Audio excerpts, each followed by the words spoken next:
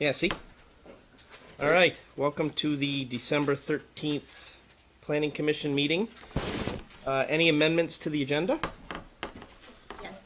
Yes. So I've just added on other business, a temporary use zoning application that was approved that I want to talk to you about. And so that will come at the end of the meeting. Okay, so someone prepared to throw in a motion for that? We amend the agenda under other business. Okay, so moved. Second. Okay, any discussion? All those in favor? Aye. Aye. Opposed? Abstention? Motion carries. All right, before we move to public comment, I'm going to ask anybody who's going to have anything to say tonight to stand up and raise your hand. It's painful, painless. So if you're going to say anything at all tonight, just stand up and raise your hand. There you go. Go ahead. Get right up there. Do you swear that any testimony you give tonight will be truthful and honest? Yeah. All right, thank you.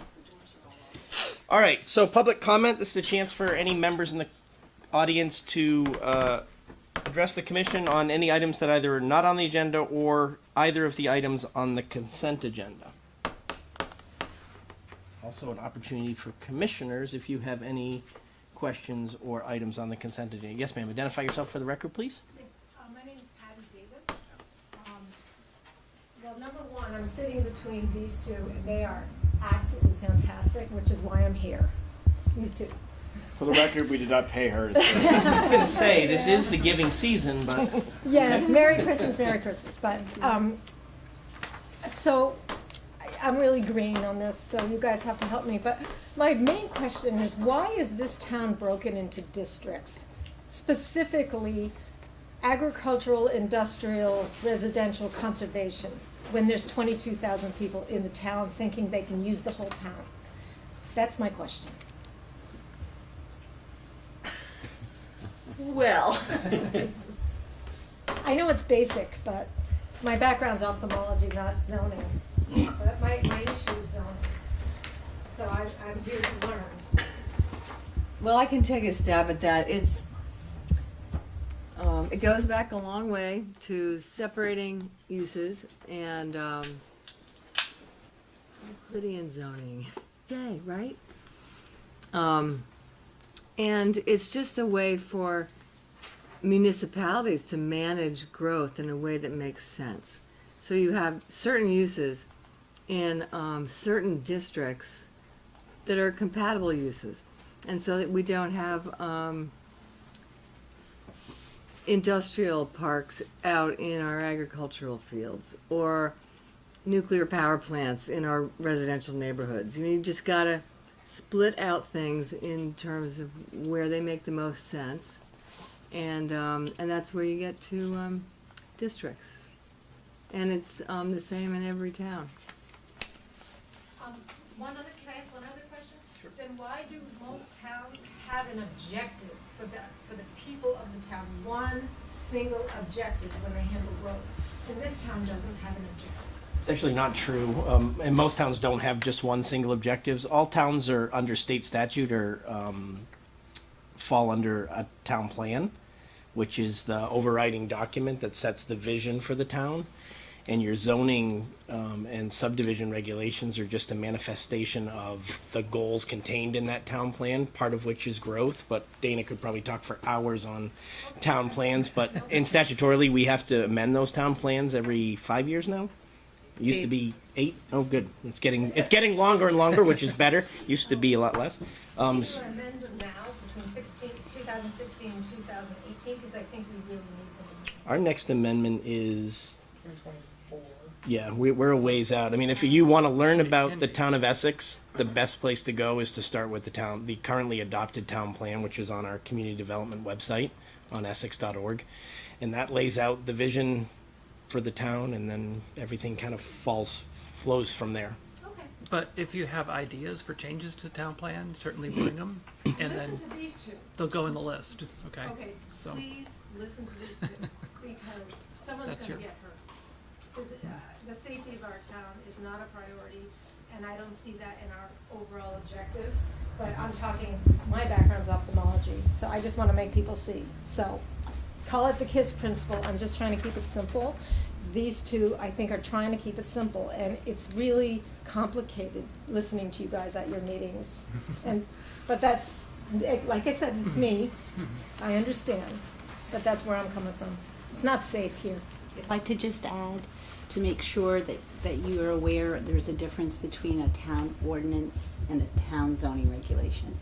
And the ordinances are approved by the select board, and the zoning regulations are approved by the planning commission. Right. So, and, Yeah. and Where so- and ultimately, People moving here, I think, because of the zoning, are invited to move in, not knowing that maybe people moving here a few years earlier are using that as a land use, and now their safety's in jeopardy, and that's not fair. So that's why I have a problem with districts. And those specific districts, agriculture, conservation, I feel needs to be changed to residential, because the conservation at Saxon Hill is residential. My husband finds that people even thinking about carrying a gun in that area they're out of their mind. They may not be coming from Essex. Our Essex people are wonderful. They're great guys. I know some of the hunters. They're nice.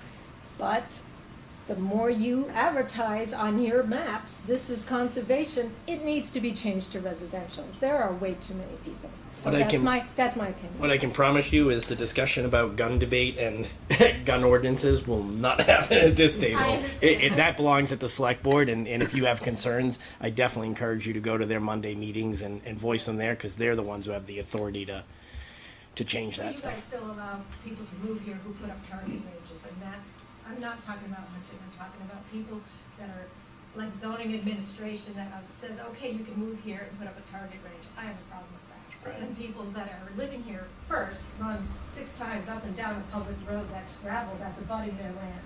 That's a big, big problem, and I'm not moving again. I'm staying here, and I'm So running. my coaching is get involved with, to Tom's point, if you want changes, get involved with the Yeah. community process and advocate for those, because that's how changes happen. Any other public comment on, thank you for that, on any other items or the consent agenda? Okay, thank you. Consent agenda, whatever your pleasure, either individually or separately. I make a motion, we approve the consent agenda as written. Okay, so we have a motion and a second to approve the consent agenda. Is there any questions or discussion? Okay, hearing none, all those in favor? Opposed? Abstention? Motion carries. Okay, thank you. Minutes of November 15th, 2018. Can I get a motion? I move we approve the minutes of November 15th, 2018. Motion by Shu. Ned got it. Second. We'll give Ned that one.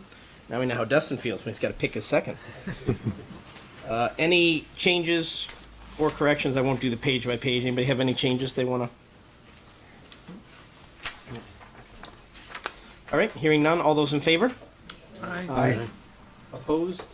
Abstentions? Motion carries. Thank you. All right. Now, who's leading the ETC discussion?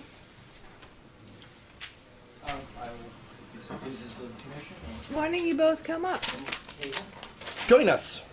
Oh, great consultants.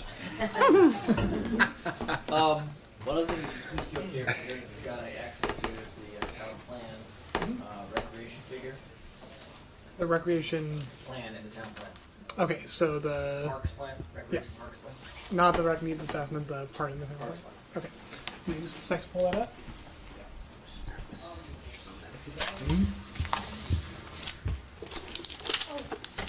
I know you're about to start, but can I give something? It's like an attorney giving, just to have.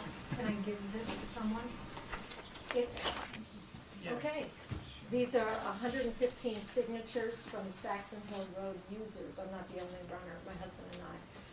So what is it exactly? All it is showing that the zone where Saxon Hill Road is, the actual dirt road, at the end of that road, there's a kiosk. And even though there's a little tiny parking lot there, they put another parking lot at Thompson. But me being a scientist, I only wanted to get an idea between October 15th and December 9th, which is when muzzle loading ended, how many people actually use Saxon Hill Road, which is in the zone that's in all your colors, the brown agricultural, the green conservative, 900 feet is the conservation, and then a little bit of blue, which I don't know, it might be industrial. Australia. So that's all you guys, it's zoning, and here are the signatures of all people that signed between October 15th and December 9th. And I feel it's best to come to you, because I think, I don't care if you look at it and then mail it back to me. So Do you want it back? your request is that we change the zoning for Saxon Hill. Yes. Is that what the? Is that what My the signatures request are? is just make conservation residential, because there are just way too many people. Here you go. So I'll take that. Okay? So, So I'm gonna be can I glad to follow do up the with Tom's statistical question? Analysis map, which means if you would like me to put that back up for the entire year, so you get an idea of actually how many people, because the reason So I did it, just to be clear, you want to build houses on Saxon Hill? I want the zoning title, district name, because you guys like districts, Mm-hmm. to be renamed to residential. Which means people be allowed to Which build means houses. that the few houses there are, invite their friends, their runners, their neighbors, people bike up and down that road. Even people that come from out of town feel that it's safe because they deem it as residential. The whole world thinks it's residential, but you guys label it conservation. Okay, so this is definitely starting to Okay. scope create, this is kind of like isn't, so this would be So this- under a this- zoning amendment request. Whatever, you send it to the ZBA or the MBA or wherever it So goes. this looks like it was a petition asking for people about safe buffers and hunting and whatnot, not a request to change the zoning district. Well, So the reason- I think we can take her comments to say, put in a request on our list. I don't know if this should come to us or if this should go to the select board, because it's really a question about gun control. My fear is that, I will defer to you. He thinks it's great, he loves it, he's on my side, he's a sweetheart. I love Max Levy, put it on the record, I'm gonna vote for him again, he's great.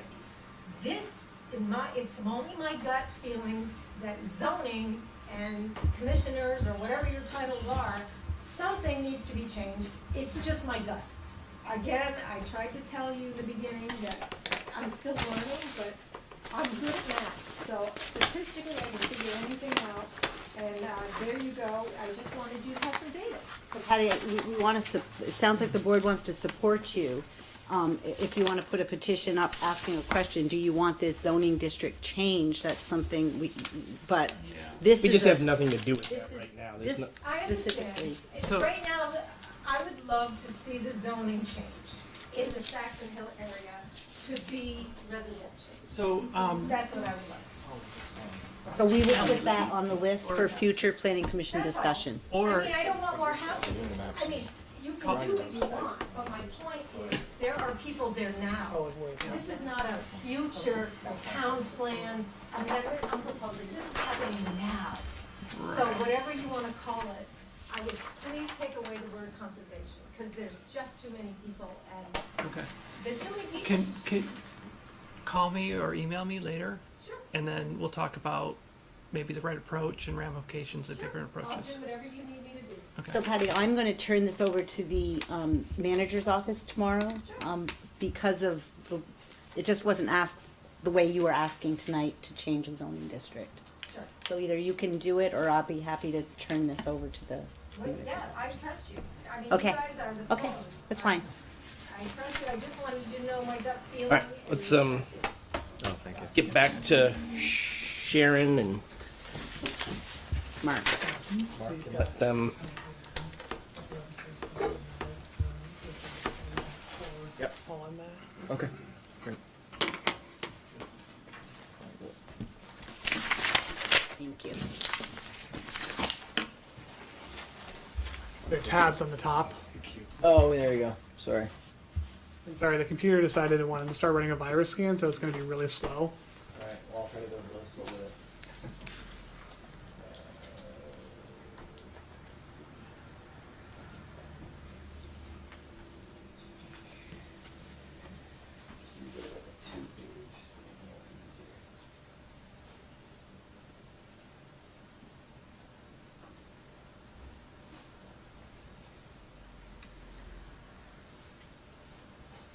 There we go. Good evening. Thank you again for our monthly get-together sessions. Appreciate the opportunity to get with you. Per the work plan that we identified at the beginning of this phase of the process with staff, we are at, I think it's meeting D, review of open space recreation. And I think, again, back to the draft ETC master plan that you guys have in front of you, this is basically the chapter 4 element that's described in that plan. And I'll preface tonight's conversation to say we had a work session last week with staff, including Al, the recreation director, to sort of help inform some of the conversation we want to have tonight. So I want to start the discussion around sort of kind of some core principles that the potential form-based code might consider as it relates to recreation and open space. And one of the big ones is the recognition in the form-based code that open space can take a variety of different forms and types, and that open space is not open space. So in traditional zoning and then traditional land development, oftentimes open space is always the leftover piece of land the developer couldn't figure out what to do with, or it's the it's the edge of the property that's also the buffer zone. It's usually never it's not given a lot of form. Usually it's kind of the remnant land, and obviously that doesn't really work when you start to think about a place in a more dense environment and in a more thoughtfully constructed environment like we are talking about in the ETC. So one of the big principles that the community engagement process last year and obviously the draft master plan has tried to instill is this idea that open space is available. The available open spaces are going to be varied, but they're going to have some forms that you're not quite as familiar with potentially. And so I want to talk a little bit about that tonight. The other thing I want to talk about is the importance of working with the community to identify really important critical needs for recreation and open space, and making sure that those community needs are reflected ultimately in the master plan as it gets finalized, for sure, but also potentially in the code so that things line up. So that if you identify as a community that there's an underserved park need within the ETC, that we allow for, or maybe even more appropriately, actively seek to instill the need for park in some of these park districts, so that they can provide that benefit to the community in the long run. The third thing I think it's important to touch on tonight will be this idea that when you're developing in the form-based code and you're required to do open space, again, you may have various forms that you can apply, but there also could be a mechanism by which the developer pays a fee so that they can contribute to a community investment in open space or recreation that might be more beneficial. And I definitely think, I'm talking with Allie last week, there may be some opportunities for that really would be interesting to explore with the town, because I think, as we'll see tonight, the ETC itself is pretty underserved, and this part of Essex is pretty underserved from a recreational perspective. So again, if we can get things to line up. And then the fourth thing I think that we really want to just touch on is this notion of and as we'll have to get into in the code, is when you guys are asking for open space, not only will the form necessarily be different than you're used to, but also how much open space you should be demanding in portions of the ETC, in balance with the fact that you want them to develop more densely and more intensively. So what you'd normally, under normal land development, you might be seeking 30% open space, for example. Well, those numbers may not really work well in some of the districts we're talking about, because that's just taking too much land, potentially taking too much land out of dense residential or mixed-use development. So we need to sort of walk through that a little bit with everybody. Anything else you want to add, Sharon? Well, I would just say, in addition to that, when you're working in a more dense place, you shift kind of from the private yard area open space into more public forms of or civic space. Right. And so one of the things especially under form-based codes, is they end up defining different types of civic space that are more suited to an urban environment. So I think what we'll be recommending, and what's included in the master plan, is a range that goes all the way from what you currently do in terms of resource protection and and rec paths and things like that, to adding some other types of open space that deal more with public parks or plazas in a more urban setting. Right. And again, one of the big questions in that, and Mark kind of alluded to it, is are those areas public or are they privately managed and maintained? And there are examples of both of those, I think, within Essex and within the county for sure. Right, right. So just before we get into that, I think it would be good just to kind of capture in the master plan. I did identify a number. This is obviously the ETC area. We did identify a number of recreational areas where we felt from the community engagement process there might be some benefit for recreational open space enhancement. Number one would be but in the green belt that exists along 15, and obviously potentially mirrored on the other side is the. Oh, this is that darn touch board.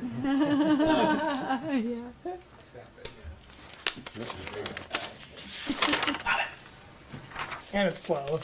Yeah, and it's slow, right? So in the green belt and on the other side of 15 as this mixed use north or east or west, whatever we're going to call it, builds out. The idea is to have a mimic a green belt there as well. And in that green belt, you have a rec path now, but the idea was there could be some enhancement of the recreational opportunities there with pocket parks and other sort of features, more urban type features. And I think that was something we talked a little bit with Ally, that the Greenbelt doesn't do as much as it could do. So I have a question. And Yeah. My intuition is that a park bench next to Route 15 would never get used.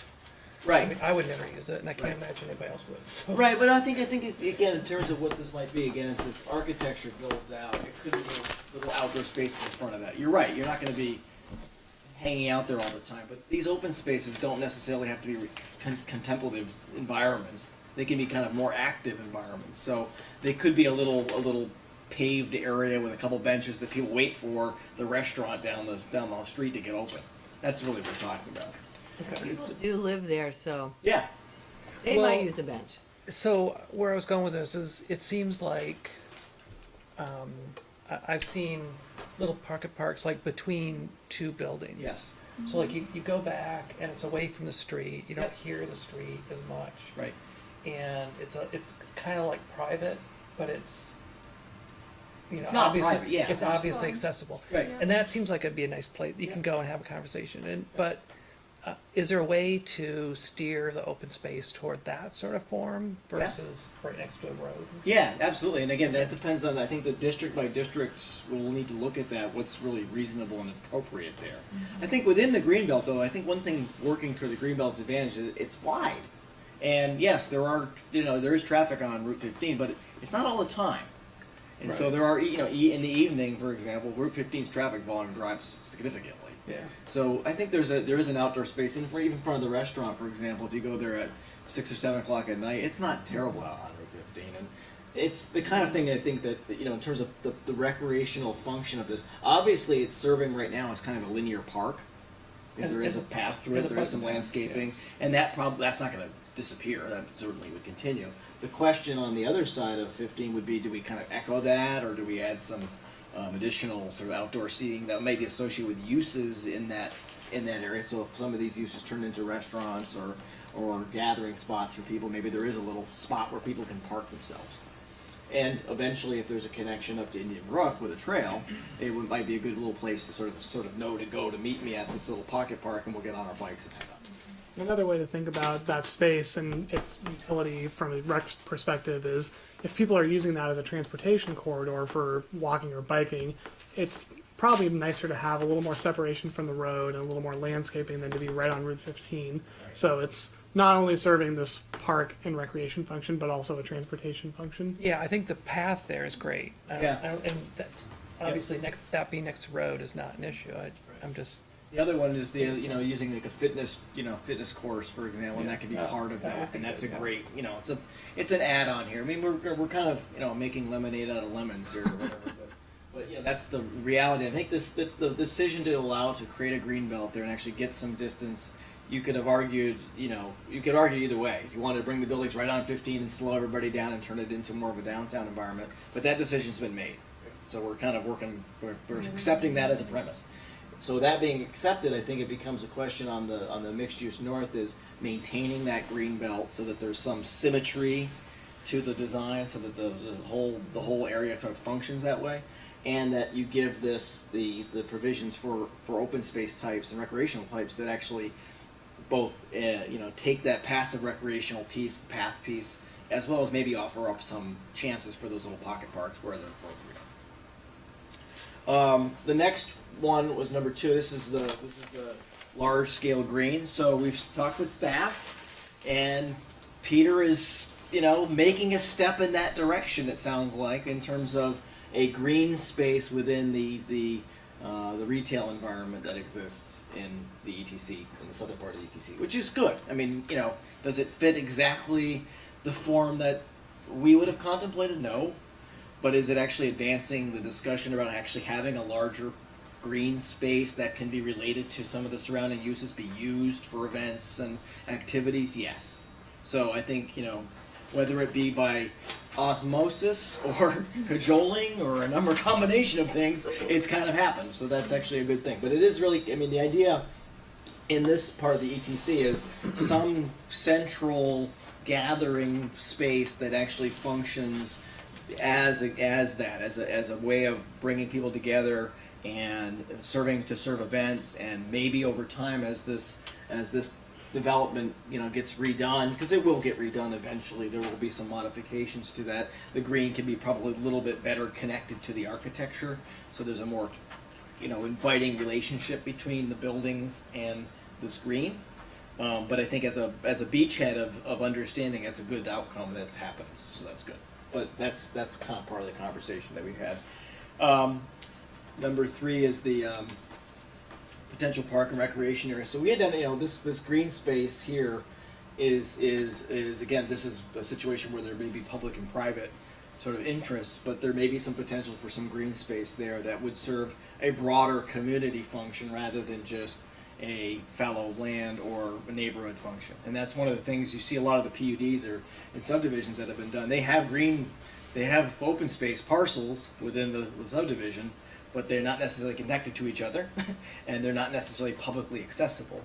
And I think one of the goals of this plan would be to try to find those areas where maybe we can work within the HOA construct to develop some some open spaces and public spaces that are actually more accessible to people and function in some capacity. So this is an area where it would be good for Ally and the team to sort of look and say, well, what could that do? Maybe it is just a little playground area. Maybe it is a little field or something like that. Now the key there would be to make sure it's connected well. There's sidewalk connectivity. I know that's in the capital improvement plan to finish that sidewalks in the plan. But the crossings on 15 become really important because you don't want to put that in a place that's just not accessible and hard to get to. Is that part of the HOA now? Yeah, I believe it actually. No, it's That actually one's it's not. privately owned. Separate parcel. It is separate parcel. There is an HOA parcel up here that's got open space. Yeah, so northeast of that is the large open space Yeah. parcel part of Right. Old State Village. Yeah, okay. Number 4. That's up here. So the idea number 4 was, again, this could be this little green area where the remnant rail bed actually exists. There's a potential there, maybe for a little pocket park or a connection to the multi-use trail, that kind of thing, which would be an interesting connection. So one of the things is this plan kind of dovetails with the connectivity plan in a lot of ways in terms of you want to have these trail connections, but they should have some recreational function maybe beyond just a trail. So a trailhead, a little link there. Number 5 would be the town forest land. So there's been a bunch of area here near Saybrook and such that would that could be a really useful park. And I think we've actually talked about that location before with you, maybe earlier last year. There's still some discussion around what that actually means, but again, in terms of its adjacency to the town forest, it's really good. And remember we talked about this sort of looping rec path that might go around the ETC. It could connect to that, so it could be an interesting recreational opportunity that lets folks from the ETC proper walk to it or bike to it pretty conveniently. and is adjacent to the town forest. So in terms of recreational needs, it might provide a little bit more of an active recreational opportunity, dovetailed with this passive recreational opportunity that the town forest affords. So same question, is that part of Saybrook? That field? Yes, that's part of it. 6 is the potential trailhead. So one of the things that we explored in the process, there's a couple properties here where they abut 15, and there may be some, and there actually some land, it looks like it's public land that might be able to abut there. So a trailhead from 15 back into the town forest would be an interesting add. Have you looked at that? Just at a higher level at this point. There's a grade issue. I've looked at it Yeah. closely. Yeah, there's a big grade issue, yeah, I know. But it doesn't have to be here. Maybe you can work with one of these under the landowners that may find a different opportunity for that. I think that's the point. Is that if we can find some way to penetrate through this and get a reasonable access to the town forest, that opens up the town forest as a recreational venue for a lot more people and much more conveniently. So I think that would be a goal to allow for that to be a case, and as opportunities avail themselves, to look for that opportunity to take advantage of it. I mean, there is a lot of challenges existing, but there are a number of these properties that if you sort of play the long game and look at them, it's probably likely over the next 10 or 15 years they probably will be developed in some ways, and so those will be the opportunities to work with the potential landowners to say, can you give us a 15-foot wide easement across the edge of your property to allow that trail connection through. Yeah, so just to the south, there's a tunnel under the Sark, Yep. and it was supersized with the idea of putting a platform in there so you could have a rec path go through that tunnel. And that would connect some town. To the trails through here?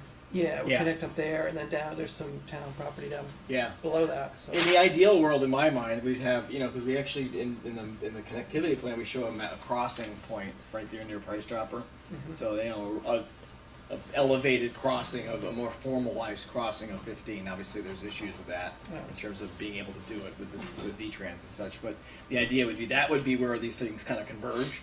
So you'd actually have a good crossing point of 15 that you could accommodate bicycle and pedestrian accessibility, but then dovetail with potential connections up north and south through the town forest, which then you start getting into I think it could give the town forest a lot more value as a recreational resource if you can get that connectivity to happen through. Yeah, I mean, for this is a wall right now. And if we can get some way of penetrating through that wall and actually allow this to connect to this, then, and over here even, then you've got a real good synergy going on. But that was the hope there. Obviously, the number 7 was an infill development. So this is a little bit different. This is kind of the private open space recreation piece. But as you'll see as we talk about, some of the open space types we're talking about are community oriented, not necessarily broad publicly oriented, but sort of development oriented open spaces, but a more diverse set of forms, like community gardens is a reasonable open space type. And again, that adds value to those developments and makes it a little bit more attractive as a place to live, changes the form a little bit, gives you a little bit more value to that open space as opposed to, again, as that being too much. So, one of the things that we explored, obviously, and this is the historic district, one of the challenges with the historic district is that the corner on 15 has been really, there's the building that's there on the corner, which had the retail on the bottom floor for a long, long time, and that building is very, Close. yeah, very close. Probably has a lot of issues with it. We haven't looked at it from a structural perspective, architectural perspective, but it does feel like it's kind of not been well cared for as it probably could have been. And then behind it is obviously the cemetery. So there's that public green space associated with the cemetery that's not really visible to everybody. That little area right near the public works office is really kind of a mess, honestly, in terms of circulation and access to some of those public spaces. And so, again, as a vision, potentially looking at that, either the removal of that structure or the reconstruction of that area to allow for better connectivity of that park to the street itself, to 15 itself, is kind of the idea. And so that it would be nice if that green space actually had some relationship to that corner. I think it would actually create a stronger identity in that area as opposed to having a building there is fine, but maybe the building could be sort of portion of it can be taken off so that it actually opens up a little bit, because right now it basically just blocks that whole corner from visibility from 15. And then obviously one of the things we looked at was in and around the library and the green there that exists, probably some basic improvements, nothing big, and these are things that would probably be done over a period of time, but just the integration of those areas and as part of an open space strategy, and making sure that there's an outdoor gathering space that's suitable for that. There's a lot going on in that little corner, and what's really kind of lacking, I think, is some consistency across 15 to really make it feel like it's together. There's been a disjointed, and 15 has certainly contributed to that. But again, we're kind of accepting 15 as 15 is. So those are kind of some of the high points. Obviously, it doesn't cover all of the potentialities, but I think we were trying to identify some key things that the community might want to think about that are really, hey, let's do that. So all of this is couched in the framework of, talking with Ally and talking with the rec department. How can some of these areas within the ETC be better served or more appropriate served? And I'll pull up the map that. Find it. All right. So this is your town plan map, and God knows I can't read these tiny little letters, but this is the town. Obviously, here's the triangle, right? And you see, with the exception of the town forest and a few other little pockets of recreation, there's really nothing going on in and around the ETC. So I think again, not to put any pressure on the ETC as it evolves, but I think there's one of the things that we talk a lot about in the draft is that recreation and open space can be a really good way of sort of helping to create place that actually is desirable to live in, particularly when you're sort of allowing the density. So this is kind of the yin-yang thing. We're going to allow for increased density, but the quid pro quo for that is we want these open spaces to be better and more connected and more valuable as opposed to just remnant land. So, as we've talked about it before, the densities that we're proposing within the ETC are significantly higher than had been previously existing in the zoning. And you want to make it clear with the world that the rationale behind that is, yes, build these things tighter, build these things taller, build these things more densely, but we want these outdoor spaces to actually function really well and provide hopefully some community benefit, and hopefully some big C community benefit that everybody in Essex can share into. So is part of the ETC process, are we going to update the trails map and open space maps? Well, I think Allie's looking, we talked last week, she's beginning a process, hopefully in the next year, to do what would be called a Parks Open Space Trails Plan, which would sort of do that work. She's going to be beginning this next year. So we're going to be playing a game of this probably gets out ahead of that, this is the town planning conundrum. The town planning goes ahead, and then the zoning changes, and then everybody else scrambles to catch up. But I think the level that this planning process gets to and the level that the zoning would allow would give her a lot of flexibility to make that plan fit exactly with what the community wants. Yeah, and again, it gets also back to the question whether it's public or private. Certainly in your current regulations, and I know you've dealt with this, the things on your maps that are referenced in the plan are referenced in your regs. So they're kind of functioning in lieu of an official map, but in the same capacity. So if you actually want public spaces in these areas, that's something to really consider, is designating those on your plan maps at some point. Again, the other option is to have some regulatory standards specific to open space that may be privately provided or maintained as part of a future subdivision or redevelopment.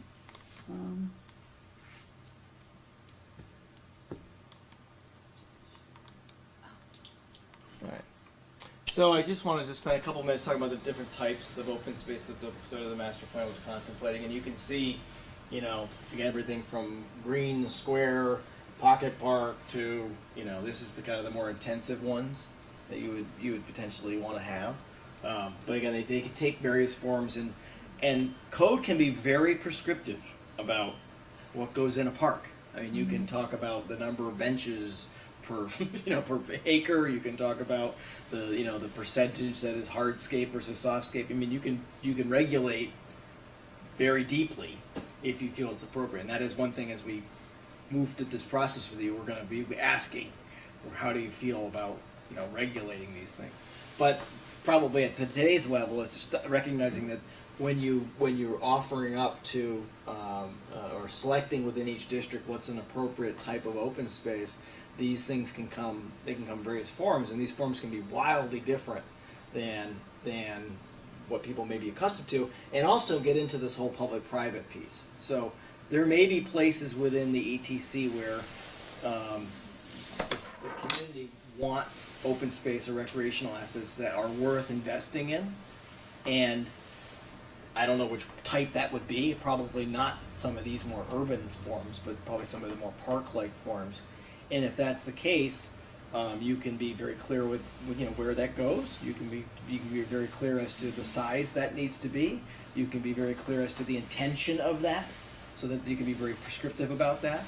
And you can also define, internally define what the relationship between you and the developers might be. So that may be a situation where the property itself, the developer provides the property for this to happen, and the town picks up the responsibility for the park and all that. Or it could be a situation where the developer is contributing to something that's off-site. And we have that fee and lieu conversation. Are these defined by size? They often Can are. be, they Yep. typically are, yeah. Yep. And then again, going back down to some of the less, to support recreational functions. So there's the two camps. Drops the mic. There's two camps that sort of in this. The previous set was open space that actually is to enhance economic development activity, and this is open space is to enhance recreational activity. And both of them have real value. So the open space to economic ones are the plazas and the parks and things that are associated with development or commercial enterprises that actually allow for that outdoor seating and all that kind of stuff. These are much more of your sort of traditional recreational focused open space types, urban gardens, natural areas, playgrounds, parks, park event space, that kind of stuff. So I suspect that when Ally comes back with some of her wish list, a lot of these will be on the table. This is the kind of stuff that the community would generally want to sort of gravitate towards. But going back to that other one, I think one of the things we would definitely want to do is, and I'm thinking about the mixed use core primarily. In the mixed use core, these will be important. Now, the concept that Peter's provided right now is kind of, this without some of the architecture to actually create the edge condition that you want. And again, it's a step in the right direction. But I think this is the area where a lot of these will probably tend to be privately focused. But there could be some relationship between the town and the developer, if it's appropriate, on a development agreement to sort of provide some additional attributes. For example, a lot of these places, what you want to have is outdoor electrical, outlets and outdoor water and that kind of thing. So if you're having a community event and you have to hook up food trucks, you can do that, and it's not like you're dragging power cords across them. So there may be some shared costs that a community decides is appropriate to add to the space and actually make it more community focused. Squares are a great example. You want to have a food truck event and all the power is not available to you, it's really hard to do. I think we got to think about the 6 months of the year that we don't have flowers and grass. Right. Peter proposed a skating park, and while it might not have been ideal for a stormwater, I think he was right on the money for. The idea was solid, yes. Solid. Yeah. That's. And that's where the town might be able to work in a partnership. It's like, okay, yeah, if you can provide that space for that skating rink, we will flood it, and we will come in and take the thing out in the middle of the night, in winter and the spring, and do all that kind of stuff. So it's not an all or nothing proposition. It's not like, okay, developers settled with all these, and the community settled with all these. There hopefully is a dialogue that goes on that says, hey, if you can design this space to allow for some of those things, those programming things, Ally may be able to take advantage of that. So that's a relationship then. And that, to the point about these supporting economic development, yeah, all of a sudden you got 55 people out there skating and hanging out and looking for hot chocolate, I think the problem with the plan he had is he didn't put it near the hot chocolate close enough. Very honestly. I mean, it's like some of these things, and that's one of the reasons these are really important, because these do oftentimes really respond to architecture. They like to be nestled in and around architecture because it's these outdoor spaces that actually make those indoor spaces really work. So as we kind of push the ETC forward in the mixed use environments particularly, and this is where these districts will be, these will be applied probably to those districts, the really more dense districts. The thing I think you should be looking for is are you creating these open spaces in areas that actually have the ability to relate to the architecture you're proposing? And can you tell us a story about how they help your economic development activity in those buildings? And if somebody comes back with a plan that says, here's my green space and here's my building, and they can't give you a compelling narrative, there's a flag on the play. That's how I would look at that. Yeah, one of my disappointments with all the housing the apartment buildings is there's no little pocket parks. Right. So people can't just walk out the door and sit outside and read a book or talk to somebody, you know. There's no neighborhood building there, right? Right. So personally, I really want to look for some way of getting some of those little pocket parks into the center, the core of the ETC. Yeah. And I think there are, if you look at the sort of the mixed use north or south, where Bob's got his property, the master plan, and Peter's got his, there are some lots that are not there yet, that haven't been developed yet. And if you look at them over some time, there's a couple spots there that you could probably do some nice little pocket parks. These tend to be very small. I mean, Yeah, right. 5,000 square feet. I mean, they can be really small. They don't have to be big. You get into squares and you get into plazas, they get bigger. You can get into the quarter acre, half acre even plazas, but these tend to be really small, and you want them to be really small because it's kind of that intimacy that actually makes them useful and different. But the key on these, though, and you sort of see in all of these, is they're always integrated with connectivity.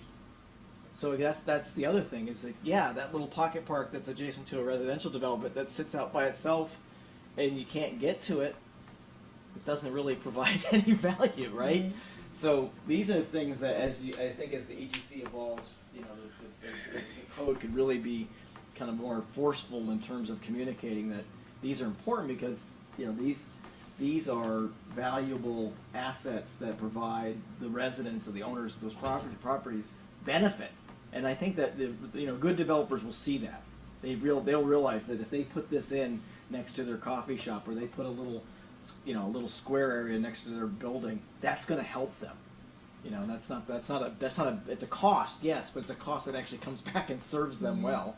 And if they're required to do open space, one of the things that you can sort of get back to the scale you need to provide is because these cost more on a square foot basis, you can require them to build less open space, but better quality open space and more open space that's more consistent with what you want them to, what has value to them. And are you going to suggest ways to put that in the code? Yes. Mm-hmm. Yep. Real quick. I'm sorry, I just want to butt in one thing. The Kingdom Trails, okay? I don't know the guy personally, but a friend of a friend knows him. He just set up a tiny little hut, okay? Little tiny tables and beer for all the mountain bikers. So I'm picturing at Saxon Hill, right where the parking lot is, but I'm saying where you can't get into that forest, where you're talking about that wall on 15. Yep. What happened was they opened just a little space, and that as long as they can get into the woods and Yep. bike, just a teeny tiny little hut, and he called it some, cute little name. The place is packed. Right. And people come from all over, and it's so well known, the Kingdom Trails. So I don't know how many of you have actually done the Burlington bike path all the way up to Causeway. Yeah. Okay, I right. live in Colchester. Okay, so right, so you're familiar with that. So one of the criticisms you can look at that open space. So in the downtown area, there is that interaction between the bike path and the recreational space and some of those commercial enterprises, Skinny Pancakes down there, and there's obviously some stuff. But once you leave that and you head north, the next food and beverage operation you get to is at the islands where the ice cream is. Charlie's Boathouse. Charlie's, yes, I know. Charlie's not always open. And in full disclosure, my dad's ashes are buried at Charlie's place. He's been Charlie forever. But Charlie's not always open. But yes, right. And Charlie's is not very accessible either. There's a huge grade change there that's a little bit challenging for people to recognize. So, other than Charlie's, God bless him. there's not a lot of Well, opportunities there's there. North Beach too, but that's what I said. No, that's not much. You gotta get yeah. off the bike path Yeah. down to North Beach. I know what you're talking about. So there's not a lot of venues there, and I think that's if you look at the economic activity that the Burlington bike paths, it suffers a little bit, and there's no chance for them to do much. I mean, there's just really no, Yeah. there's no land use. It's a rail corridor, and there was never a lot of available land to do stuff. So, but I'm talking about for Essex here. If you look at your rec path and you look at where it's sort of intersecting, one of the key things that the master plan's contemplating is providing that link from a circulation perspective and bringing it back to some of these recreational assets so that they can be good starting points. So if people would actually start at the Essex Town Center, the E&E, at the Mad Taco and start their bike ride or end their bike ride, that's like nirvana for recreation open space planning and design. So that's some of the things like in terms of the open spaces that you allow and try to. Well, it's like the Stowe bike path, you can hit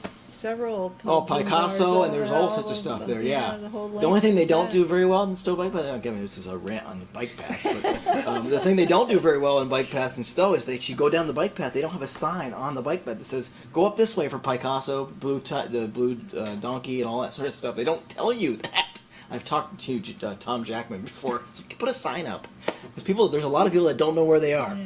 and they wouldn't know there's a taco place. Yeah, we call those tourists. I think they're known technically as tourists. We get a lot of them in Essex, just for the So that's kind of the sort of the primer on some of these different types. And so one of the things that we should probably talk about the sort of the mechanisms within code that sort of can be applied in terms of requiring those things in terms of space and you want to talk a little bit about that? Well, I mean, you do have your current regs now, and you do have, especially under subdivision and PUD, you do have some open space standards, but again, they don't really differentiate between different types of open space. So one of the first things I think we'll do with staff is review those regulations to see how we can beef them up, at least with regard to Essex. The other thing is, Mark talked about payment in lieu too, and right now I understand you have a recreation impact fee that developers can instead build facilities and get credit for those. But again, in this case, we're talking about things that may be off-site, that may be privately owned, so that there should be an additional mechanism built into the regs and public works standards for that kind of stuff too. And I'd also just mention, one of the examples I use for public versus private is the Maple Tree Place green, which is actually a pretty nicely done green. But it is privately owned and programmed. And there was a question of moving the farmer's market there. There was some interest in doing that, and it seems like a logical place for it. But back then, and I don't know if it's still true, there was some issue with Shaw's being right there. And competing with Shaw's as the grocery store. And again, this is secondhand, so I'm not sure. But again, that shows that if it's private, you can, as Mark said, you can negotiate and often use it for public things, but it does change the nature of that. And it certainly, I understand that we talked about Church Street at the last meeting, and you guys sent around the article from, about the discussion they're having, and that's part of that discussion too. How should these public spaces be owned and maintained over time? So Yep. it's definitely something we're going to need to talk about. But in terms of your regulations, I think the main thing is just as Mark said, being much more clear on what type of functional open space is required, and even defining that in the regs. And then we can talk about things like minimum, maximum size, Yeah. how much open space should be required in relation to multifamily, things like that. I think it would be, well, and as we get into the drafting of the code, I think that one thing we will want to think about is that minimum maximum and making sure that the ranges are appropriate enough to sort of cover the the spectrum here. Like for example, in the mixed use north and mixed use south, we may want to have a less a little bit less flexibility about that if the commission feels really strongly that they want to make sure that that doesn't get built out. I mean, we're kind of suffering now from a lot of things that have already been done. So, it puts a lot more pressure on things to come, honestly, or the redevelopment that might come. And so that, the narrowing down the minimums and maximums may be more advantageous for the community so that it can be clear as to the expectations you've got. Whereas in some of the other parts of the ETC, you may be able to get away with a larger variety of open spaces, commitments and types there. My worry is that, we're kind of retroactively trying to create some, improve, like you mentioned, Tom, about the lack of some of those things that are there, and to be able to make sure that they don't get lost as the future review of projects goes on. I think the clarity of the code probably needs to be a little stronger than it would be in a greenfield environment. If we were doing the greenfield environment, a lot of these principles of open space and recreation design would already be cooked into the planning. That's how developers approach it. Yeah. They're already looking at these. They want these things because their owners want these things. But when you're dealing with sort of fitting it into a pattern that's already there, it's a little tougher. So I think we'll have to look at that and give you some guidance on that. The last thing I wanted to just sort of highlight is you have the 2008 open space plan, which was still got a lot of really solid things 10 years in, so it's still a lot of solid things. But one of the things, as you may recall, as we prepared the draft for this project, was the scenic view corridors along 15 and the importance of and other corridors, and that's really an important part of the open space plan, the preservation of some of those scenic views. Now, I think we did talk a lot about, and we'll talk more about this when we get into architecture and that, but we did talk a lot about preserving some of those view cones on 15 to make sure that the views of the long range views of the mountain, Campbell's Hump and Mount Mansfield are not, precluded. And I think, again, to the degree that already exists in code, it's already there, but I think there would be a need to maintain some of that language so that we continue to perpetuate that, because that seems to be that was a very important conversation with the community when we had that back a year ago, and I don't suspect it's gone. But I do think we do need to make sure that as the code is revised and we create this new form-based code, that it speaks to those issues related to the scenic resources. So some of that has to be in the ETC section. Where it applies, yeah, currently your regs reference the scenic resource study Yep. that was done in association with that. So we'll have to look at that in terms of how it relates to. Yeah, there are going to be a little bit of challenges with that, I think, because Yeah. we are talking about in the mixed use south. I mean, the buildings are getting taller, and we did talk about, as you might recall, when we had the public process, that there may need to be some obstruction of view of Mount Mansfield, but the grades are working down, so we had 2 height zones that was there. That was in partly response to some of that, but I think we'd have to do a little work in terms of figuring out if there's other language we need to do to maybe modify what that says so that it doesn't act as kind of a artificial prohibition on something that has already been kind of contemplated. Yeah. So that's one thing I was just kind of flagged and I was thinking about that. It's like, well, I don't know, we haven't looked into the details of that yet, but that's something we definitely need to do. But I think just from a planning commission's perspective, I assume that the scenic resource issues are still obviously really important, and you don't want to lose sight of those as we move this along.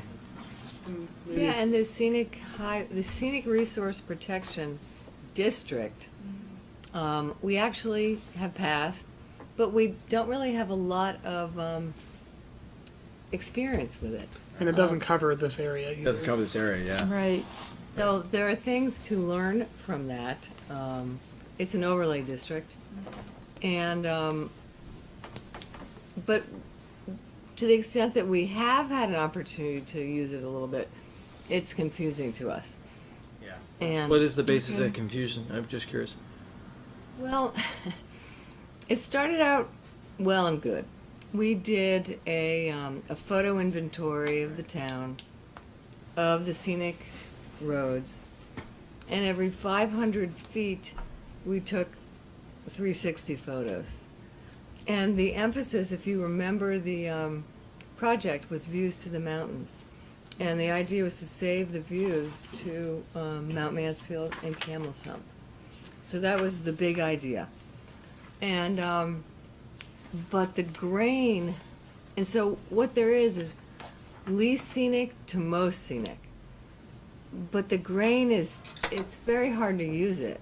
Like, if you look at a plan and you look at our district, it's like, is that in the least scenic? Or it's, The resolution's not high enough You to. need better mapping and data as far as what resources are where and, you know, what they mean in terms of when you come in for an application. If you're in the least scenic area, does that mean you don't have to do anything, or is there, you know, what level of, you know, protection are you supposed to do based on where you are and what your resources are? So let me pose the question to the planning commission if I can. Is that notion of preservation of view of Mount Mansfield Camel's Hump sacrosanct as it relates to the ETC? I don't know. I'll put it out there. well, it used to be. I know, it definitely Is did. it still? Is it still? For me, pretty much. I mean, I look at each application on its merits, but That comes in your head when you're looking at I it. think that would be a big thing. Okay. Here it is, because it is in our town plan, so, it's, I want to refer to it. Right. Not for me personally. I think the area in its totality and the look and feel of it is more important than the a view. Is that why everybody recreates in the scenic overlay? We don't want tall buildings, we love it, everybody's happy. We all love the nature. So to all the people all you guys that live in the ETC section, until you can get down that gully, putting a little pub so you can get down there to bike, come on over to Saxon. We're just running, we're not hurting the environment, and enjoy the nature. But I know you live in the ETC, and I know you've expressed in the past, the interest of not losing those views. Six-story buildings in there, you were talking about view corridors, and that's the first time I heard the phrase, and that's Yeah. fine. Yeah. But on the other hand, the reason people want to live out here is partly you see the Yeah. mountains. And you drive to it and you bike there. Right. So Even if it's a mile Exactly. away, it's a mile away from my house, but I drive to Saxon and park in a business, in my auto place that takes care of my car. They let me park for nothing. I run right from the road from 15. I have a free place to park. I'm never moving. I'm living here forever. You sound like you could get rid of your car. I got rid of my car about a truck, so if I don't plow, I can still get in their parking lot. There is a question though. I think this is something we'll have to get when we get into architecture. We're going to probably kind of retouch on this, but in terms of the objectives in terms of open space and objectives and scenic resource protection objectives, there is a question as to whether it's blanket preservation of those views from all locations on Route 15, for example, or is it back to that view corridor and sort of making sure that we can define those things? Because I think one of the things as this plan was sort of formulated, I think it communicated pretty well this idea that there is some verticality to some of the ETC. So there's a 3-story building on the Route 15 side versus a 4-story building. They're the same height essentially. That's the way the grades are dropping down as you go towards the interchange, towards 289. So that's a physical reality that we're sort of working with. But there is going to be, I think, we have to have an interesting conversation at some point, especially with the architecture, about is it the right, in terms of the idea of preserving those views along the 15 corridor, is that the right approach? Because it may be better if that's the right approach, if that's the approach the community wants to take, then it could create a situation where you're not orienting architecture in a way that actually works well. Because those view cones don't work in the same manner as a grid might, for example. So you may be making bad decisions about the placement of architecture in the effort to preserve those views, which I get and I understand that and I can appreciate that. But in terms of the whole composition, you end up getting all these sort of buildings tweaked a little bit or turned around a little bit to preserve those views, but as they look at them from an assemblage, it goes, that doesn't make a lot of sense, and we're kind of filling in some gaps. If we identify the view sheds, that would get resolved. I don't think there's that many. No, and in the plan, if you might recall, in the first chapter, we actually did try to identify some of those view sheds, and the good news is, at the end of Old Stage Road, that's a big one, and that actually is now getting preserved. And actually, our Mr. Edelman is helping to contribute to that idea of that viewpoint getting converted by putting that road segment in and connecting over. So I think it's probably not a big loss, but I think it is one of those things as the code needs to speak to how that gets handled, and I think that's going to probably be a little bit more tricky of language in terms of making sure that the developers understand that we're not talking about you can't do a 2 or 3 or 4-story building here, but there are going to be some cones of view that are really important. So how you treat those cones of view, because of the need for this, this idea that these are part of the community's open space, and we want to make sure we continue to have some of those views. And maybe that's a point on which the review of those developments becomes a little more discretionary, where if you have to sacrifice views to the mountains versus good design of the buildings and the public spaces, that's maybe a trade-off. Yeah, we talked about stepping back. So in those corridors, there may need to be a more emphasis on forms that actually step back so that the views open up and you're not sort of dealing with the canyon effect, things like that. But I guess my question is, how much can you cook that into the regs versus how much will that just come up during a review of a development and be sort of a judgment call by the planning commission and the developer and the community? We could take all the responsibility off the planning commission and put it to you two if you wanted to. But that's just a question to keep in mind. And that might be. Dusty's not here. I know. Let's do it. No, but that's the issue with form-based code is it can become very administrative. But we are sensitive, and I think we've started this process. Yeah, and then doing the hybrid partly to do that was to not do that. Yeah. Yeah, we understood that. So my point is that might be a particular topic that has to get handled. Yeah, and I think that's a good segue to some of the other. One of the other things I wanted to talk about tonight is,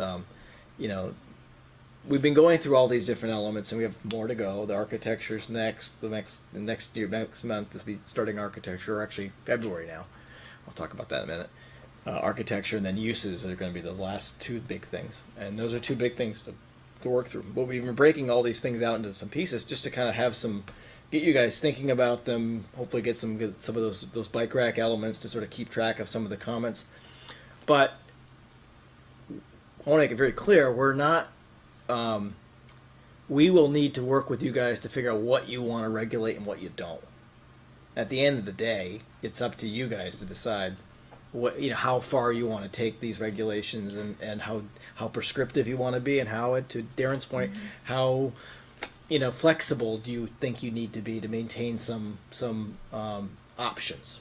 And we're both really sensitive to that, because we know it's not easy to regulate, and we know it's not easy to help regulate that. So that is a point of conversation that we will be having as we get into next year. Is okay, we've heard about these issues about open space forms and types. We've heard the issues about connectivity. We've heard these issues about the different district, the descriptions of those districts and the locations of those districts, those sorts of things.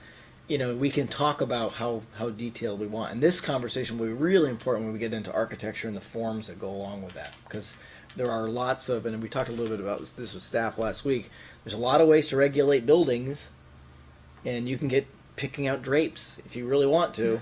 But I think, one of the recommendations that I had was that, to me, particularly most of the ETC there's a lot of build out that's already there. So we're dealing with a lot of mostly infill development. So a lot of the forms have already been established, and it's not likely that they're going to go away in the near term. I mean, those new residential buildings that have been put there, they're there for a while, right? But what hasn't happened in the ETC has been the orientation of structures, the arrangement of buildings related to roads, related to open spaces, related to connectivity has been not as good as it probably could have been.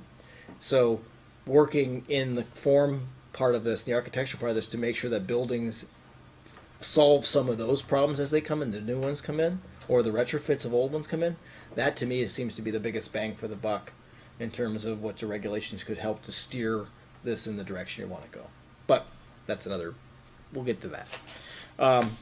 I did want to sort of procedurally, we talked with staff last week about, as you may recall, we have the meetings we had a meeting in the 24th of January, and then we've got meetings on the 28th of February, 28th of March, and 25th of April. And those 4 meetings were meant to cover architectural form of character and uses and densities. And so I talked with staff about taking the 24th meeting in January and actually doing a kind of a recap of where everything's at, and actually coming to you guys with some suggestions about what we think you might want to regulate, kind of how, kind of an outline-y sort of approach to kind of recap to where we are to date.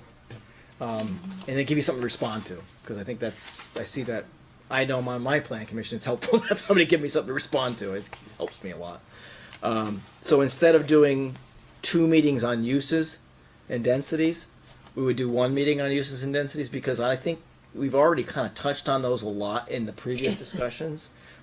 Unless the commission feels otherwise, I felt like we've got a pretty good understanding that we're kind of on the same page in terms of that the ETC is going to be denser than it was today, and that those densities sort of vary by those districts, but there's some level of concurrence, and we'll talk more about that. So I don't feel like I didn't feel like there was a lot of need to spend 2 meetings on that. I thought we could do that probably in 1. But architecture and the form and character, I think, is definitely 2 meetings, and I think we will probably want to break that up into the mixed use districts as 1 meeting, and everything else is a different meeting, because I think the mixed use districts alone are going to take enough time in terms of their issues. So I don't know what the planning commission feels that that's the acceptable kind of structural change. I don't think we want to gloss over density. I think that density is really important here, and it's got to be tied to the architecture. Right. And I guess my question for Dana is, we're sort of all still waiting for Public Works to evaluate, what we can do. Are we ever going to get that? We've been talking about it for months, and I think it's really important as we're going to go forward talking about what forms we're going to build and how much we're going to build. We need that information. Yeah, so Dennis was waiting for more information from the solid waste district, and in order to be able to do another memo, and we needed that before we met. And the last time, several meetings ago, we decided to have a meeting with Dennis and 3 members of the planning commission during the day, so we could sort of get down and really brainstorm. Have you done that? No, because Okay. no, his memo is hopefully he's gonna come it's gonna come next week. Okay. So it'll be done after that, and you'll be the first to know. Because the whole thing ties together. I mean, we were talking, recreation. Well, the amount of our approach to recreation is also dependent on how much we can build there and what we build there. Because you really need to look at your clientele. So it all ties together, and just I think that's where we are. Right? We couldn't, staff couldn't be in more agreement with you. We have been bugging Dennis. He doesn't appreciate it. You don't see that side of what we do. Maybe I'll just stop and have a beer with Evan on my way home tonight, and we'll talk about getting this done. Have a beer with Dennis. Any other commissioners have any issues with the change in approach? I assume staff supports that. Anybody else have any issues? That's a good idea. Get some. So the timing of that, actually, I think if Dennis does give that feedback in the next couple weeks, then we'll actually have that to be able to talk about on the 24th, Right. which I think would be great. And I agree with you, Ned. I think there is definitely those are some foundational things. But I also, I was talking to Sharon earlier today. I think it's I think there's a conversation, obviously, that needs to happen at some point between the Planning Commission and Public Works and the Select Board eventually, and everybody in terms of the fact that what we're talking about in terms of this regulatory structure and some of the things that you're looking to do as a community in terms of this public-private space issue, the roads standards issue, the recreational assets issue, and all those things. The ETC is a very small part of Essex.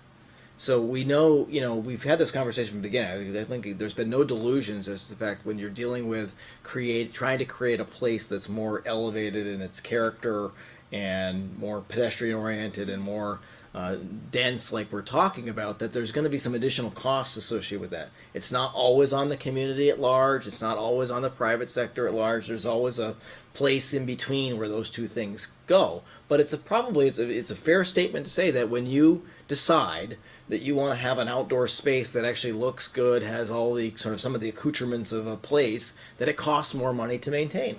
And that's the decision communities make to invest in a center, right? A place.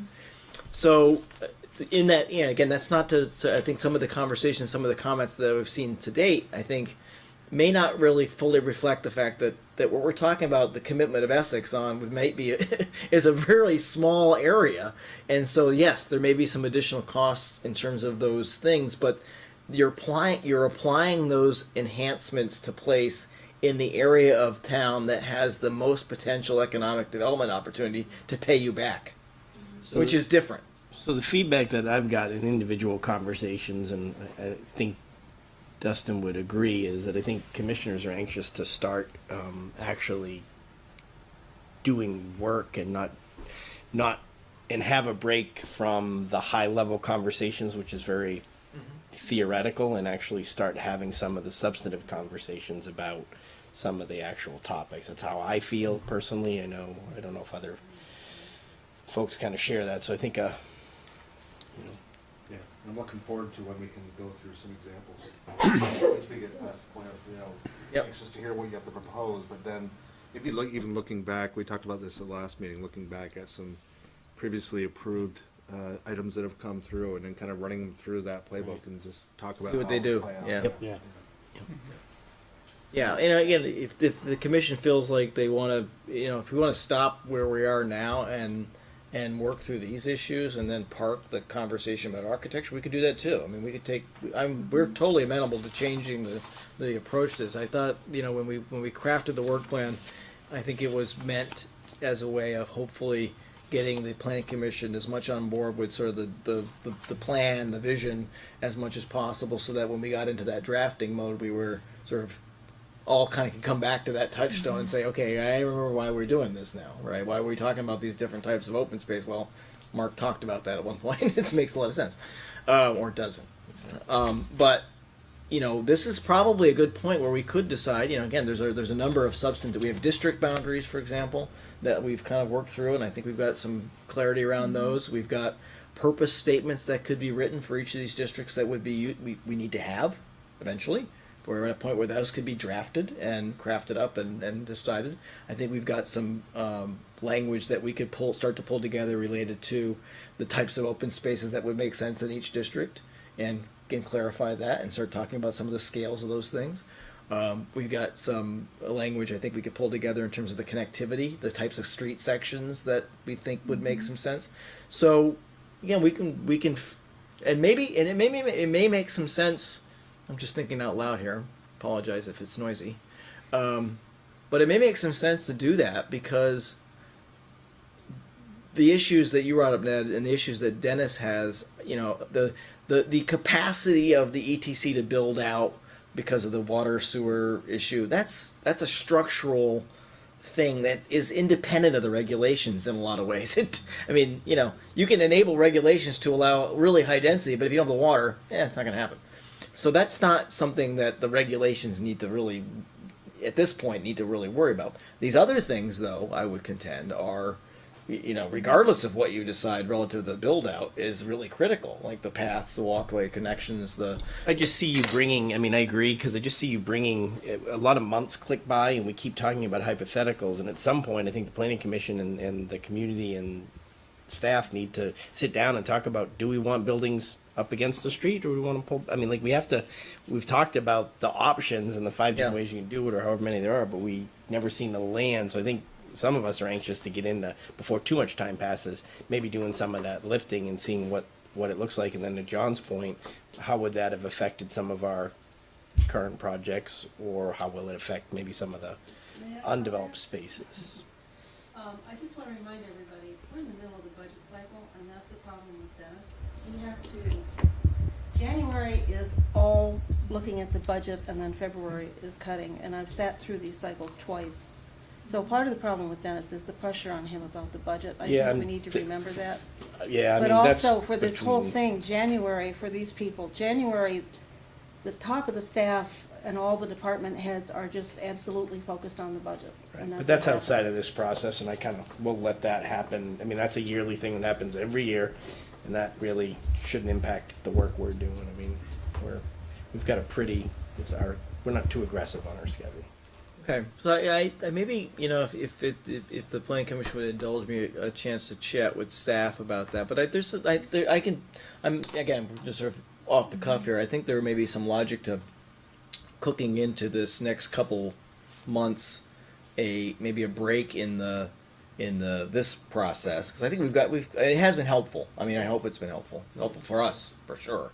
And that's part of this thing. So we have to understand too where you guys are coming from, but maybe it is worth taking a little bit of a break in terms of this process with the planning commission to allow us to sort of advance some of these dimensional things, the connectivity things, the open space elements, and cook those into maybe the district boundaries and the frame, the purpose statements and some of those elements, and start to cook those into this outline and bring those to you guys and with some testing relative to maybe we get with staff a good example or two. We can sort of see how it would have done if we applied some of these things. Then you can respond to that. We do need to be careful about, because you know, one of the challenging things with form-based code is all kind of integrated together, right? So if you guys decide that you like building envelopes that are 250 feet off the road, then the forms that are going to come along with that are going to have to follow. So we just need to be careful about letting that get too far. But I think as a first blush, and as a way of getting you guys maybe a little more meat to sort of look at and respond to, what do you think, Sharon? Is that reasonable? Well, we can talk about the timing of it, but certainly start talking about like the open space. We could define those open space areas and types. We can define the street cross sections. We Yeah. can do all that for discussion. yeah, I think so. Yeah. Yeah, I really hear that you're ready to start rolling up your shirt sleeves, and I think that's a really fair observation. So we'll work on that. Yeah. Yep. Anybody disagree? And hopefully I'm not speaking out of turn. I don't disagree. I am personally in getting an awful lot out of this process. I mean, there's just, for me to understand all the different options that come along with each piece of it that you guys have been going through has been very useful. As far as putting it to the test, you know, I'm ready to try that any time also, but I think the two things are important to be doing together, just like we're doing. So I think again, I would agree. I think, but the good news is we're kind of at a logical spot where we've kind of covered some of the ground plane stuff and this, what's going on within the districts. I think we've got a good starting point for that, and all of this was going to happen anyway. It's just a matter of when. So this project was supposed to go until next, September, right? So this first part to April was going to get us to this kind of background stuff. Then between April and September was going to be churning through these things. So what we're really talking about is taking some of that work that was going to happen in June, July, or whatever, and moving it up to work through that with you, and then get back to this because we definitely need to have this type of conversation with architecture. I just don't feel comfortable at this point even recommending anything in terms of regulations until we have a conversation about it, and then do that testing, coding, outlining part for that, and then the last part will be to bring it all together into something that sort of makes some sense. So I can see that working. Yeah, let's let you go back with staff and come back. It's all the same time and It also effort, has it's to just work kind of with- reorganized. Yeah, work with your schedules and ability to actually start doing some of the meat and potatoes. So Don't talk to the chair, not me. Yeah. quickly, yep. And what he just said before this last comment, the vision, he said, work on the vision, district boundaries, purpose statements for those districts, open space district streets, regulations for that. Regulations are independent of the vision of Dennis Lutz, and we're talking about paths, walkways. You answered my question while I came to this meeting. That was beautiful. I wrote it down. That to me. Verbatim, which is impressive. That's the objective. That's what I wanted to know. That's the objective. Great. You just said it. Thank you. So I think that would be, we can work with staff to kind of come up with restructure this a little bit, but I think that could work Yeah. for sure. Appreciate the input. Can I back us up into the Yeah. presentation? So a key thing for me is the connectivity to trails, and I don't think that gully across from Price Chopper is going to do it. Not about $500,000. So I'm wondering how we can persuade Saybrook to let us go through there, and they've got that flat spot that we all have our eyes on. So I'm wondering what we can offer them in return. Is there? Talking about Saybrook or Yando's remaining lands? A little bit of both. It's a little bit of both, actually, I think. Kind of cuts over. So are we willing to let them do some infill development in exchange for some access, is my question. And is that kind of where we're going with this process? I think Okay. that's a too specific of a question, and what I think I hear you asking is, are there tools in the toolbox that we either Yes. have or could develop that would allow us to negotiate with landowners to get something if we give something? Exactly. That's what I think you were saying. That's exactly what I That's what I heard. Well done, Mr. Chairman. That was actually Very good. Our English major. Because I think one of the big things for that area is recreation, and I think the Inn at Essex would love to have an entryway to the trails, and those trails, once you get into Matthewtown Forest, it's not that hard to get to Saxon Hill. Right. You cross a couple roads, but there's public trails all the way. So I think that'd be great, and I'm looking for a way to do that. So as David said, if we can have some tools in the toolbox to negotiate our vision, how to implement our vision, that would be great. Yeah, I think again one of the byproducts of this rezoning once it's adopted or finished coding it, adopted, et cetera, is a potentiality for upzoning, certain areas. So that in terms of the tools and toolbox, okay, that's a tool in a toolbox. And so if in the process of rezoning it, the densities allowances go up and the open space requirements come down, yeah, that's a potential outcome there. And we have the other objectives.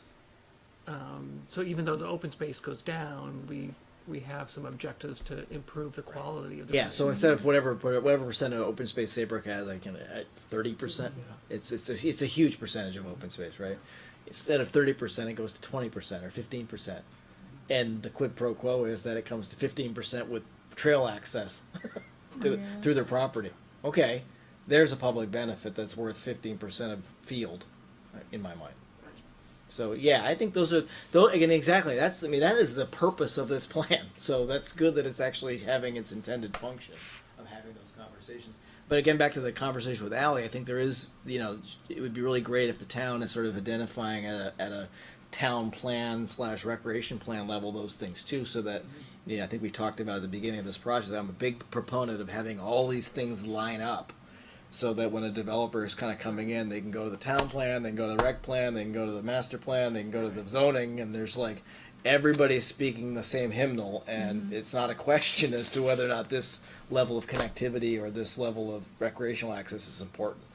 And that gets back to our earlier discussion. We're going to try and make all the maps line up in right away, or are we going to just let them go their own cadence? Well, what's the question earlier? It's about amending the town plan, and obviously, that's how often the town plan gets amended and stuff. I mean, those are not easy things to deal with. But the good news is this is by reference in the town plan, right? Well, and we had recommended is, once we finalize the master plan, especially if it's used as a guide, that the town plan be amended to at least append it or reference it. Yeah, so that will help that. And then I'm assuming, the recreation plan could be amended if we knew the status of that. And I believe they're starting to start this next year. Yeah, the Parks and Rec have had a recreation needs assessment that has been overdue. So it's pretty stale, and that is going to be, when Ally kicks it off, a great process for you, Tom, because you're into all of this. Obviously. And so because you love, you're such a trail guy that I think you would love to participate. and bring the things that you're saying here. Actually, You're on the list. yeah. And also the Conservation and Trails Committee. You know, there are other players in this. So we have other resources. The good, you know, the issue with the town plan up, you know, when the town plan's amended to reflect whatever comes out of this process, and you want to make sure it sort of lines up, back to your point, that's also the point where the needs assessment could be referenced as well, so that you go back to that idea of everything sort of lines up, so there's this nice sort of clarity that kind of emerges from that when somebody's proposing a development and they're surprised by the fact that you're being asked to do a rec plan. It's like, well, you shouldn't be, because it's in every one of our documents, including the zoning, and it's a pretty clear. That's clarity for people. All right. So, Mark and Sharon, do you have anything else for us? Nope, that's all we have tonight. Well, that was. I agree that the process, what Shu said, the process is definitely it's a good one. Anybody have anything else for? So I have other business, or is that what you're saying? Or It's this? getting there. Okay, sorry. Killer. So it's the Oh, cross-section. cool. I know. All right. Thank you both very much. Thank you, appreciate Thank it. you. Thank you. Miss Kelly. So other business, I don't know if you guys had a chance to look at the letter that was on your Google, which unfortunately, the opening paragraph, which might be what you only looked at, was wrong. So, and I apologize for that, that was my hit. Normally I come to you before. Hold on a second. Folks, can I ask you guys to Paula? can I ask you guys to step outside just because we're on camera and can hear you. Go ahead. So, normally, when I have an application that goes to the zoning board for temporary use or unspecified use, I run it by you to see, you know, if you want to give it a nod, do you want to see it in its entirety? Right now, 134 Browns River Road was approved for conditional use for a home occupation, not on the planning commission table, but they also proposed a food truck, and that was also approved. And I've told you a few times, conditional use was amended a few years ago so that they can look at site plan stuff, which they did on this application, and they wanted the food cart closer to the road, and it was pushed back. It has to be 50 feet, it has to meet the setback requirement. And so I guess my specific question to you is, I had the zoning board meeting first, so I wasn't able to give them input to see what you wanted to do. So my question is, did you have a chance to review the findings and conditions? Do you want to see it as an application for the temporary use? Or do you want to just review it this way to let you know? It was a shared driveway, and the neighbors were okay with it. The neighbors were okay with it, and we put a condition in about that. I need to review the deed. I'm just not used to this level of review from ZBA. I mean, my biggest concern on this is it's a killer corner. Yeah, it's not a very good place at all. Yeah. It's not a very good place. 50 miles an hour through there. Yeah. In Public Works, it's regulated by the state, which is why they got the state sign off. And again, I'm happy to come forward if you guys want to review it. The home occupation is approved, so that's off your table. So people will be coming in and out for the home occupation aspect of it.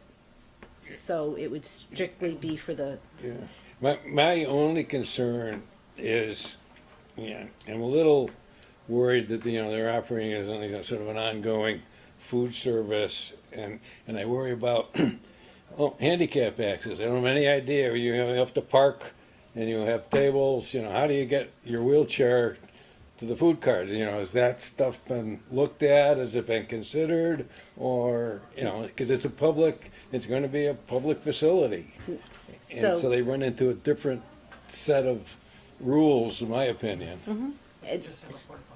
and it was not discussed for handicap accessibility. Yeah. It was only discussed for summer months, well, I think. Well, handicapped people go out in the summer. No. How often does it get reviewed? I agree. Yeah. A yearly thing? So there was a condition for, I think I threw a condition in there that said that it would go back if there's issues. Let me just find that. Yep. If parking on the road becomes an issue that is not resolved, the zoning administrator shall suspend the permits and require the applicant to return to the ZBA for a final decision. So, This is one of those things that, on the face, seems easy enough, but my experience is if they become super popular, Well, that's what I was they worried about. become Right. major. It says 40 meals a day, and I'm thinking, well, there's, the way this is set up currently in the map and the whole setup does not allow them any kind of growth. Right. Like, if they started to all of a sudden grow and become hugely popular, Well, there's so gonna be we- a problem. I did ask them if they wanted to put a cap on and use 40 as the cap for meals. The zoning board didn't feel a cap was necessary. And the landowners was saying that it's just her. She can only cook so much and she can only put out so much. So it's not going to be an issue. She did have a previous home occupation for the same thing at a different location in Essex. There were no issues.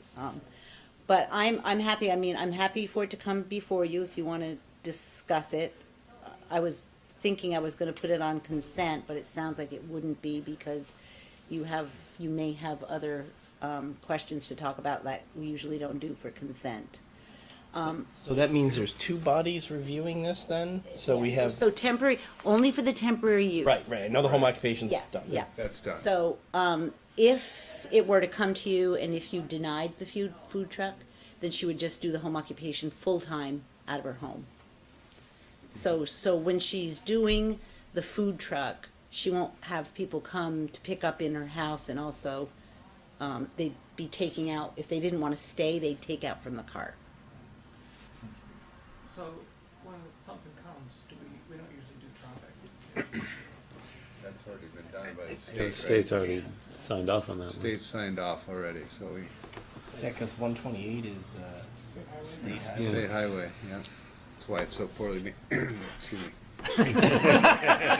She did Why that ask, corner's so she did awesome. ask if she could use, get another driveway.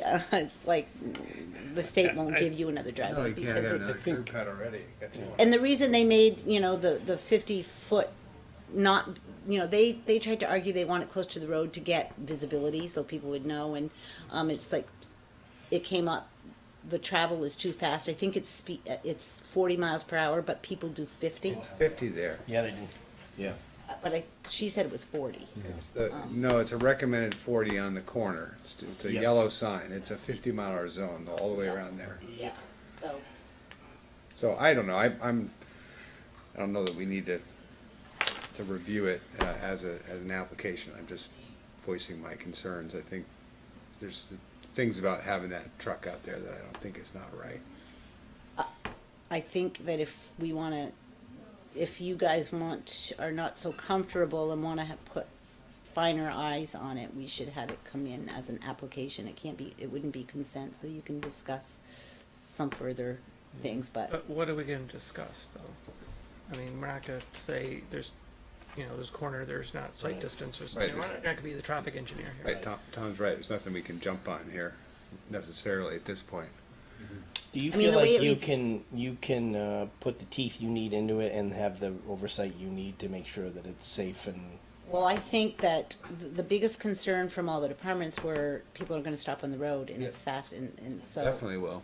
So I think that once those comments start coming my way, I give them a violation, I shut them, they can appeal my decision to the zoning, which is why I captured that condition to just say, I won't stop, I'll just say, you need to come back and they can then take their approval away. If they were gonna put up no parking signs on the highway?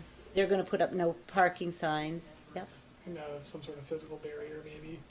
Well, they're thinking about putting up a fence or boulders, but they're going to work with staff on that too. The downside to that is then cars are parking then you just push them right onto the road when they park. Yeah, right. They don't have to get Which, dirty. yeah. It sounds like you've got the teeth you need to. Yeah. You've got Technically, They I should just make a fence all and- other temporary uses for any proposed uses proposed for any site in a calendar year shall require conditional use approval from the Board of Adjustment and site plan approval by the Planning Commission under Section 6. Again, in the past, we've passed it by you, so There's space in the price chopper parking lot. I'm comfortable with what you've put in, but I'll defer. as am I. I just That's think fine. I just wanted to voice my concerns. That's all, done. Okay. Because there's I'll really have them- nothing else. Anybody else dying to see this thing? I mean, I have the same concerns that John has, but. The state's already, Do about it. yeah, the state's done it. All right, so we're not going to see it. So Very good, good job. Thanks for bringing it to us. thank you. Is there They'll sand in front of that house. anything else? Well, it is with great pleasure that I would accept a motion to adjourn. So moved. Moved by Shu, seconded by Mr. Furland. All those in favor? Aye. Any opposed? Merry Christmas. Adjourned 8:09.